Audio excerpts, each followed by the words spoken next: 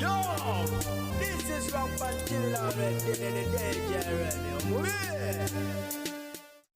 Poliisi ekyankwanzi ekutte Amir Katende w'emyaka 27 ku bigambibwa nti yasekizibwewe Paul Sebutwa oluvannyuma n'amulya. Basobodde okuzuula omutwe n'ebyenda ebyasigaddewo, esseffuliya wamu n'ejjambiya bye yakozesezza mu ttemu lino. Ku PJ Daniza Nkakwoli omulungi atumbudde osibye otya olunaku olwaleero, kansuubire nti osibye bulungi nkwanirizaako nateera. Olunaku olwaleero abayizi abawerako ddala 103 be batikkiddwa mu masomo ag'enjawulo ku ttendekero lya Buganda Royal Institute mu matikkira gaabwe ag'omulundi ogw'19. Ebigezo by'ekyomusanvu byakomyewo era nga Yokalagi Primary School erisangibwa Eyumbe ly'erimu ku masomero agakoledde ddala obubi, nga mu division oba mu ddaala erisooka tebaafunyeeyo wadde omuyizi, mu ddaala eryokubiri tebaafunyeeyo, mu ddaala eryokusatu tebaafunyeeyo ne mu ddaala eryokuna, wabula ng'ate abayizi bonna baagudde. Essomero lino lya gavumenti. Omusumba amanyiddwa nga Pastor Martin Sempa ng'onamaze ebbanga eriwerako ddala mu kaweefube w'okulwanyisa ebisiyaga mu ggwanga lya Uganda avuddeyo n'alangirira nga bw'agenda okuggulawo olutalo olw'okulaba nga amasomero agasinga gaggalwa, kubanga akakasa bulungi nti gano ge gasingidde ddala okuba nga ate gettanirwamu oba gakuliramu emize egy'ebisiyaga. So buli somero eryasingo oba bawala oba balenzi naye nga singo agamba nti galina okuba nga ate gaggalwawo, abaana basomere mu masomero agali mixed oba agali singo gafuuke mixed. Omubaka akulira oludda oluwabula gavumenti mu Parliament amanyiddwa nga Honorable Joel Ssenyonya yakoze ekisoboka okuba nga ate awakanya ekyokwongera pulojekiti y'eddwaliro ly'e Lubowa ensimbi endala, wabula nga kino kyagudde butaka. Gye bukedde olunaku olwaleero nga Parliament imaze okuba nga ate approvinga trillion namba n'obutundutundu obuli awo obugwamu zino nno nga zakwongereza ku bajeti ez'enjawulo, nga mwe muli ne bajeti y'e Lubowa era nga bano babawadde ensimbi eziwerako ddala obuwumbi 53 n'obutundutundu 119, so nga ate State House nayo efunye ensimbi ze yali yasaba eziwerako ddala obuwumbi 234 n'obutundutundu 75. Omukulu amanyiddwa nga Honorable Jonathan Ebwaro bw'ati yavudde n'agenda maaso okuba nga ate akalaatira omukulu Yoweri Kaguta Museveni okuba nti aludde mu ntebe, era ono n'amuwa amagezi gabuwa nti entebe agiweeyo mu mirembe nga tekinnafuuka kikeerezi. Ono we yabadde ayogera ku by'obufuzi ebivumbekedde eggwanga ly'e Uganda, yagenze maaso okuba nga amuwa ekyokulabirako eky'abafuzi abafugako eggwanga ly'e Uganda ng'omukulembeze yali amanyiddwa nga Idi Amin Dada n'omukulu yali amanyiddwa nga Milton Obote, n'amutegeeza nti abo nabo baaliwo era nga balina eryanyi ery'enjawulo, wabula nga ate bagibwa mu ntebe mu ngeri gye baali batasuubira. Ono agenze maaso okuba nga ate amutegeeza nti akimanyi eggwanga alifuga ye n'omukulu amanyiddwa nga General Salim Sale wamu ne mutabani we amanyiddwa nga Muhoozi Kainerugaba nga be bokka abasalawo ekinkomeredde ekirina okuba nga ate kikolebwa ku ggwanga lya Uganda. Ye kyalowooza nti si kituufu oba olyawo. Omukulu amanyiddwa nga Donald Trump amangu ddala nga amaze okuba ebirayiro yagenze maaso okubaako ebiragiro ebijja byateekawo era biteekebwe mu nkola. Ono yalagidde nti flags zirina kubeera 3 zokka ezirina okuba nga ate zikola ki, zisigala ku kizimbe kya gavumenti, okunga kwe kuli flag ya America ogatteko ne flags 2 zino nno nga zo za bannamagye b'eggwanga lino. N'alagira flags endala zonna zigibweko ate nabwe gutyo kigende maaso okuba nga ate kikola ne ku embassies zaabwe eziri mu mawanga ag'enjawulo nga bw'onolaba nti American Embassy wano mu ggwanga lya Uganda flags ezeekuusa ku bali b'ebisiyaga ezo bazigobye, flags ezeekuusa nti simanya Black Lives Matter ezo yazigobye, flags ezeekuusa ku by'obufuzi eby'enjawulo zonna yagobye. Ayagala flags 3 ze ziba zisigala mu bbanga. So nga ate yo South Sudan egenze maaso okuba nga ate erangirira internet shutdown okumala emyezi 3 mirambirira nga bano boolekera akalulu oba okiwulidde ekyo. Kino kyaliwoko mu ggwanga lya Uganda bwe baagira Facebook ne bagiblockinga mu biseera by'akalulu, era ng'okujja accessinga omuntu alina kubeera na VPN na mugujjukujju nnyo. So ne bano bagenze maaso okuba nga ate bakibakola, era ng'okusingira ddala babajje ku social media sites okuli Facebook wamu ne TikTok, era nga bano ensonga gye bawadde bagamba nti bino biviiriddeko violence okuba nga ate agendera ddala maaso mu ggwanga. So ne basalawo okuba nga ate babajjako okumala emyezi 3. Okuzaala kujagana ye mutabani w'omugenzi Pastor Yiga Yesa amanyiddwa nga Jengo Andra bw'atyo afunye baby boy ne mukyala we katubayozeyoze so nga ate full figure bw'atyo ayina omuzeeyi gwasazeeko mu kitundu agambibwa okuba nti yakwatibwa n'aggalirwa Lwankoko era nga yamuggalira si mulala ye neighbor we omubaka wa Parliament ng'amuvunaana okuba nti amuleekaaniza oba alina enkoko ezimukubira kerere. Wano maze obanga. Mineta. Ngoli wano. Kati enkoko ezireka nazo ziri. Bakusa paka ruziba. Enkoko zo zikusiga.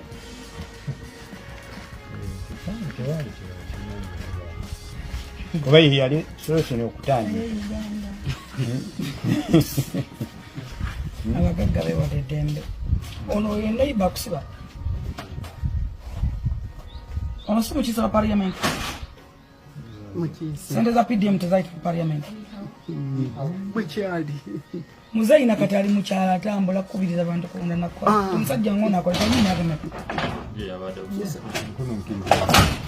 myaka nsanvu musuubira musiba omugobaganya mu ttaka kati baagala ttaka tebaagala kwogera mutinkulira ebirwadde ebirala ayagala otunde wano oba ove wadde bubu nokugula tayagala kugula bayagala kudda ono omwami mukiisa wa parliament eyisingiro agende gyeyaki bano bebasemeza constituency bano bawangula mu byalo ne bajja ne beesiba e Kampala ani yamugamba ajje mu baafu byakuguza agende nabbanja bulirawo wano yaddeyo gya Omuganda yakugamba nti omwangu yatta enswa era nga nkugamba nti dduka zambwa wali eri ennamuŋŋona ku Malden International Labour Consultants balina interviews zigenda okuba nga tizikwa jjina kuz'omwezi nga 26 olunaku lugenda kubeera lwa Sunday era nga bano bagenda kutwala ba security guards wamu ne ba cleaners wali mu UAE mu kibuga Dubai so genda obeere namukisa agenda okuba nga ate okola interviews zino salary agenda kubeera musava ate nga ne input ejja kubeera very fair nkugambye visa zifulumira yangu wadduka obirenga ate toswa naye nga tukyagenda ddala mu maaso go agava ew'omubaka amanyiddwa nga Honorable Shamim Malende si malungi omukyalo ono yatandikiriza mpolampola okuba nga ate agenda ku ndiri naye nga waliwo agali mu nkuubo agafulumye era nga ye agatuwa agakakasa nti obulamu bw'omukyalo ono singa tuba tetumusabidde nnyo twandimufiirwa nga bwe twafiira omubaka amanyiddwa nga Honorable Muhammad Segerinya emabegakaawo nibaga musabire nnyo ababaka baffe oyo Shamimu Malende temumulaba ku ndiri ne mulowooza nti byakusaaga Shamimu Malende temulowooza nti byakusaaga oyo Shamimu Malende yagera n'afuna obuzibu mu kkooti byava ku misango gy'ebijambiya ebijambiya eby'e Masaka ebijambiya ng'ali mu musango gwa Segirinya ne Sewanyana Shamimu Malende agenda okulaba afuna embeera mu lubuto kati bwe yafuna embeera Shamimu Malende n'agamba nkoze ntya Shamimu Malende agenda okutuuka njagala muwulirize gannaku kubanga naye muyinza omuziika Shamimu Malende amuteringiyo ne Segirinya bwe yabeeranga bw'atyo ne mulowooza Segirinya ali mu katemba Segirinya yeekoza abantu ne boogera ne bagamba katongole Segirinya obulwadde bumuluma ne bakuba kati na Shamimu Malende ngenda bba amawulire gano ennaku z'omwezi gano muzirikodingi n'ebimuliko byonna mbibabuulire Malende Shamimu najja ne mbagamba ng'ali mu musango gwa Segirinya ne babuulira ku restaurant emu bye yafunirayo ne babuulira embeera bwe yagenda mu ddwaliro nga mukasi watu bamuwadde obutwa nga bamasinali aba Yoweri Museveni n'akakundi ke nga bamuwadde obutwa bangi mwalowooza tuli mu katemba n'agenda mu ddwaliro Shamimu Malende ne bagenda Nairobi Aga Khan ne bamujjanjaba munnange n'abeera ng'ateredde tokisiki y'obutwa gye baamuwa yali nzibu nga yeetaaga omulongoosa mu kibumba muno munda mu lubuto abasajja bamutereeze Shamimu Malende bagenda omukebera nga nabaana yafuna obuzibu era Shamimu okufuna omwana lwa kizo obutaba kyangu kiddamu Malende Shamimu okuzaala omwana Museveni yamukomya bamulongoosa ne bamusala nga munabaana eri affected lwa butwa obwannakyemalira Museveni Shamimu Malende n'abeeraawo olumbe ne lumuluma n'akola buli kimukazi wattu n'ankubira ne ngenda mu ddwaliro n'amusabira ne mugamba ojja kuba bulungi kati ke baamutemye si kalungi ke baamutemye bana abasajja bali mu kumalawo babaka baffe ab'enkizo babalya kati Malende Shamimu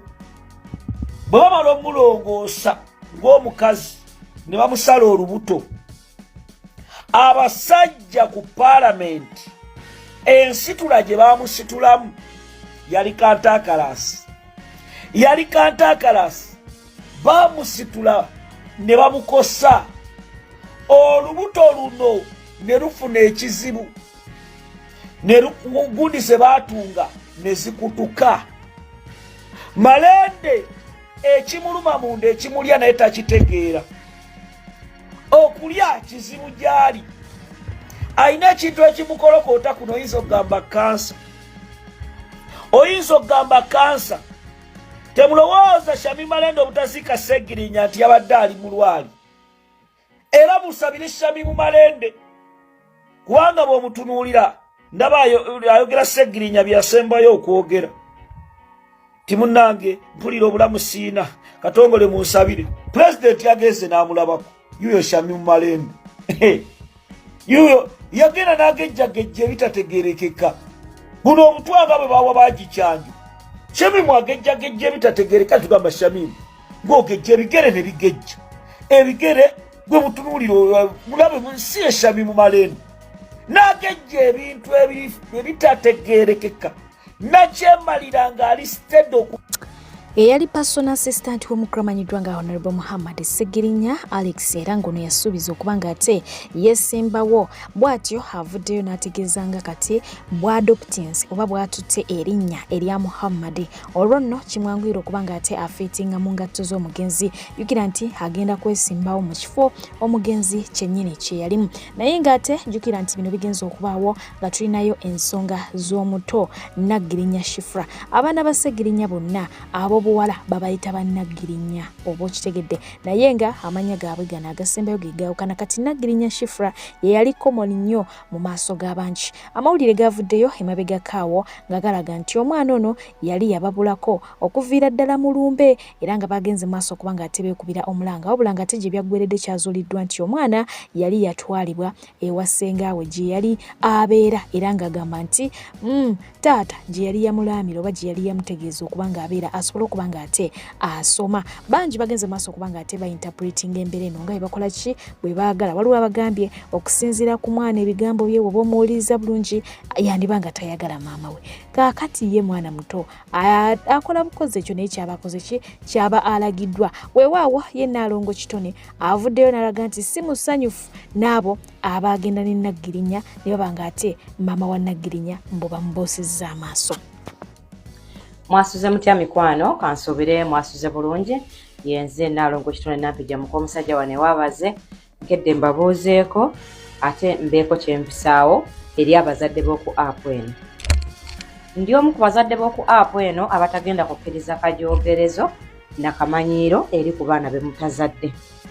luli nalaba omukyala maama Naggirinya ng'agamba nti omwana we yabula okuva mu lumbe yaggyibwa mu lumbe nga tategedde nawe bamututte gonadde ndi awo nga ndaba omusajja atudde n'omwana amugamba wamma baakubba wamma baakuwamba wamma yogera ba baakuwamba musajja gwenzi oba nzize obubaka buno mbukuweereze bulungi oba oli muganda wa Ssegirinya oba oli ani wentwala omukisa okutegeeza nti obuvunaanyizibwa obulina ku mwana nga maama we amaze kumukuwa mulekerawo mwabeefuula abayamba okumanyira abantu okubatuuka mu kiwato omwana oyo avunaanyizibwa ku bantu babiri maama ne taata bw'abanga maama w'omwana wali omwana wo toli mumativu naye weekubira omulanga bamaama b'oku app eno twanguwe tukuyambe obeere n'omwana wo kamba buulire nze ebintu byonna byonna mbisaagisa nze ku mwana ngisinikirawo mannyo nalabye omusajja atadde omwana mu kamera wamubuuza niyoniyonyo wamma okola otya wamma kiki oyina ababo genda obuuza ababo toyinza kujja mwana wa mukazi ku lumbe olw'okuba nti omwana mwali simanyi mubeera naye simanyi ng'asoma ava wammwe gwe nojja omwana w'omukazi ku lumbe nga ne maamwe tategedde nti omututta otya abazadde bino ebigambo mbigamba mmwe omwana we abasinga muwoza omwana ngali wa kojja asoma omwana ngali wa gundi asoma okusoma mukwagala nnyo okusinga abaana bamu be babasawo bwe mulaba bakuba abantu mu ddwaliro empi kubanga yasoma alina tocha asomye obusawo naye olwedde agenza obusoma okubuyita ng'obwongo bwe bulwadde kuba gye wamuteeka kojjaawe amwebakako abaana ba kojjaawe bamukozesa afuna ebintu eby'entiisa ebimutuukako naye olw'okuba tali kulozi ne bazadde be talina bw'asobola kugamba bintu ebyo bimutuusiddwako be abantu emulaba nga yasoma naye nga yekyawanga nekyeyasoma takirinaamu mirembe ne bakolako tebalina miki tebalina mirembe abazadde bwe kibanga omwana wo okula ng'atulugunyizibwa mbowooza kusoma kwe kusinga nze owange kabeerewo nga tasoma naye ng'akuze ng'omwana kubanga nange saasoma naye abaasoma ate ennyambye bangi okusinga okuwoza akantu ako mukeesigamyeko nnyo kasita omwana asoma okusoma kumugasa ki nga yenna awunze nga yenna akulidde mu mbeera etakuzibwamu baana bato kubanga oyagala akole ki kubanga oyagala asome nabatunuulidde nembawo obudde nembeetegereza nagezi okulaba ng'omwana agamba nze bamubuuziza kati oyagala kubeera wanaagamba sirina decision kubanga mwabadde mumukokinze bulungi naye awo temwamutendesewo bw'alina kukola ki emyaka gy'omwana odde ginatuuka kwesalirawo muto nnyo ali myaka obanga 9-10 tannatuuka kubanga ayimirira kitaawe afudde mwagala muterewo n'olukonko wakati we ne maama we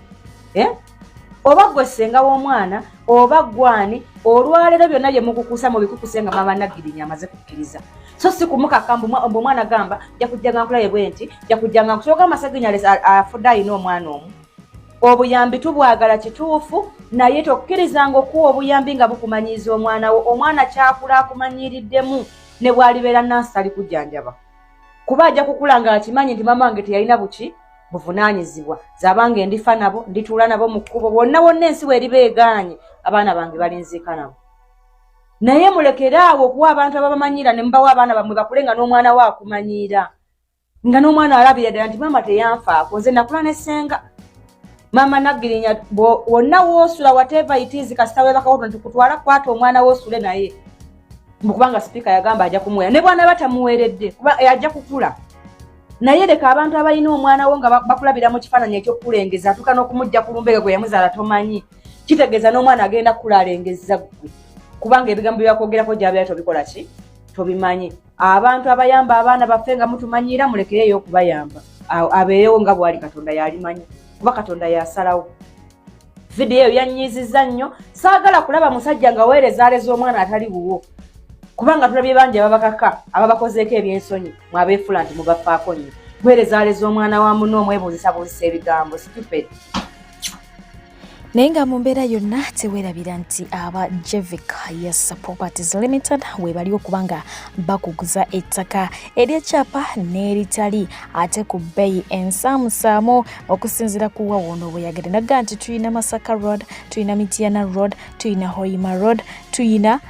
n'oludda weeno enguudo ez'enjawulo tuyinako so gwe jangu buzimu kwana obeere nga ate otutegeeza ki kyennyini kyoyagala tinagamba nti ensimbi zikwatibwa mu kibanja mpola oyinza okubeera eyo ng'oyagala naye nga ate toyina ssente zaawamu obutalya ssente ezo jangu ogira oteekayo akasenteko mpola osobole okuba nga mudda weewangulira ettaka lyo yase weewaawo yo mukulu amanyiddwa nga Ssaanya yalabiddwako ku boodabooda nga kati yafuuse wa booda oba okitegeera naye nga waliwo omwana agambye nti oyo Ssaanya teyeesigika oyinza otuula ku booda ino omugamba nti ogenda kireka n'akutwala ebulenga yes naye nga yeyebeera eriwo essaawa eno ku saidi y'omukulu amanyiddwa nga Ssaanya ne bakasitoma alinako sseba atwala weewaawa y'omukyala amanyiddwa nga Princess Amira essaawa eno etwogera akayimba kakapya akali latest waliwo omwana mulenzi avuddeyo ng'akaaba mangi amwegayirira akayimba akaggyeyo yeesonyiwa akayimba ke kubanga kennyini ke yatuddemu oba okitegeera wadde nga yakayimbye bulungi n'akawoomya mwana mulenzi agamba nti akayimba kake yogera nti guno si gwe mulundi ogusookedde ddala Princess Amira okubanga ate bamusongamu olugalo nti yakoze ki yabbi akayimba. Ate nga ye Chumi eyali TikTok nga kati yafuuse muyimbi wa ggwanga Uganda bamubuuzizza ku nsonga ze yali kyaliwe enfanfe amanyiddwa nga Liga Sharifu. Atamanyi Liga Sharifu ono yaliwo ku mukutu ogwa TikTok era nga yali saabavumi nga tavuma n'ovuma oba okitegeera. So yali muwemuzi ng'ayogera ebigambo ebinene bwe biti naye nga yatubula ku maaso Chumi bwe bamubuuzizza ku Liga Sharifu bino byagenze maaso kubanga ate ategeeza eggwanga. Abazadde kambanjulire Ibn Ryan Junior School somero lya Dana Boarding ate nga ly'abawala n'abalenzi liri ku musingi gwa Buyisiraamu wabula nga baaniriza enzikiriza zonna. Balina abasomesa abatendeke abaabangulwa okulera wamu n'okusomesa abaana. Balina school van ezireeta abaana abava ewaka ate nga balina ebisulo ebiyoyofu ebibiyonjo okukamala gattako ne bametron abamanyi okulabirira abaana. Basomesa ebintu eby'enjawulo omuli okuwuga, okusamba omupiira, okusuna ennanga, okusuna gita ate nga n'aba scout tebabeera biddeyo. Bano basangibwa wali e Mayabukomi kilomita 14 okuva ku luguudo lw'e Kampala okudda e Masaka. Ate nga registration agenda mu maaso. Abeetaaze bakubire ku nnamba zaabwe z'essimu 0782 79 49 oba 0704 25 000 oba 0774 25 000 beboka abajja okubangula omwana wo. Abalungi abatuwuliriza era abatulaba olunaku olwaleero tukyaddeko ewa Sheikh Ashraf Dembe. Sebo sanyusa okubalaba. Amannya agange ye Sheikh Ashraf Dembe akola ku bizibu by'enjawulo. Omuntu singa balina ebirwadde musomereddwa tunywa amazzi ga lukuya nga bw'obadde ogalaba tugenda abantu ku kyoto ne twokya emizimu emibi egibabaamu n'okulomba edduwa. Abantu singa abeera ng'ali wano atuuse sobola okumulombera edduwa ne waba atatuuse nga mpadde amannya ge naye ng'ali wala neetaase. Enamba yange yeno eri 0701763711. Namwe bannyinaffe abali ebweru oyagala okuba nti oyagala okulombera ku dduwa ng'olina ebizibu visa zibuze amaka gakolongotana sente zikola zimpita mu ngalo ojja kumpeereza ekifaananyi kyo n'amanyago ebyo byokka bijja kummala nja kukulombera edduwa ojja kutereera. Olunaku olusembayo mu mwezi mba n'edduwa eyawamu ffenna n'abalwadde bange abakadde n'abapya. Salaamu alaikum warahmatullahi wabarakatuh. Banaye mbadde njagala kubuuza.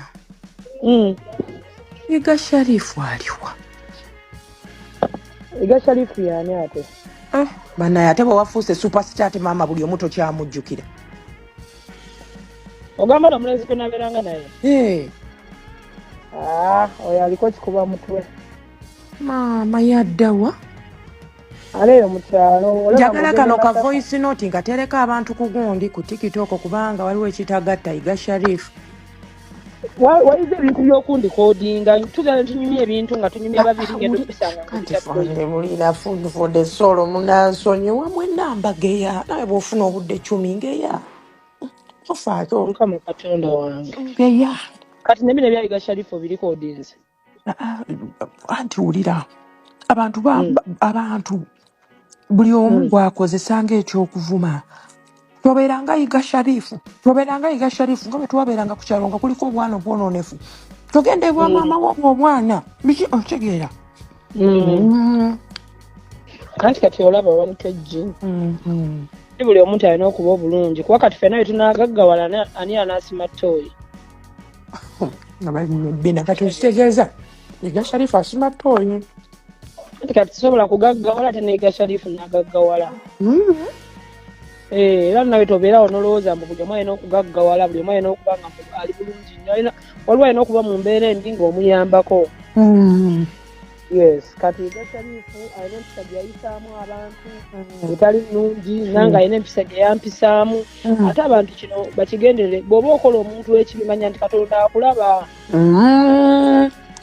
Mu Luzungu bagamba karma is a bit.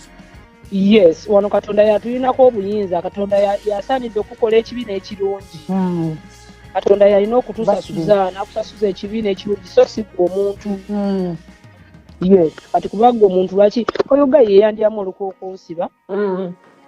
Ulufiga nankuba nansikako enviri ku mutwe nga Liga Sharifu alikodinga. Nengenda nenfamira ku kijja kya mmange ne mugamba maama. Naye Chumi waloga muno. Sirina nagenda ku kijja kya mmange. By the way, we nali mu prison nze bankola ebintu wanike nze nali simanyi nti mu nsi waliyo eddogo naye eddogo gyeriri era twesabire nnyo wanuka gisabira nnyo omwana wo sabira nnyo baganda bo ne famire eyo amalogo gyegali ampulira nkuwulira Cumi ye oyo omwana bankola ebintu n'oyo omukyala ne bankola ebintu bakuloga Katonda yes byonna ne bindabikira era nengenda ne famire ku kijja kya mmange ne ngamba mama wange wafa Katonda yakujjula mu bulamu bw'ensembe naye nkusaba mama wange tonvangamu ne Katonda tanvangamu kale ekitegeeza kati nze maze okufinalizinga Cumi ate Cumi nakulabye oyagala kuloga Frank Abaho kyo kikugamba anti olaba Frank Abaho by the way ne Frank Abaho tasaanidde kugaggawala bugagga bwonna bw'alina ebizimbe byonna by'alina neyo Mark X esaana emugibweko naye tumulekewa abantu balina kuba ku ggaali yange balina kuba bakifeesi bange ega Sharifa alina kuba kifeesi ku ggaali yange Frank Abaho alina kuba kifeesi bamweya n'omuyaga alina kuba kifeesi buli muntu gwe natandika naye alina kuba kifeesi nga nzizza kati olwoganze baiza weggwe wamukejji nabadde ngambye gwe ne Tamale Junior genda beera ku management yange nga mwe mukwata ssente bannaye kanzimbe Tanzania asiza kuzimba nane wanukejji nvaako ngenda ku TV okay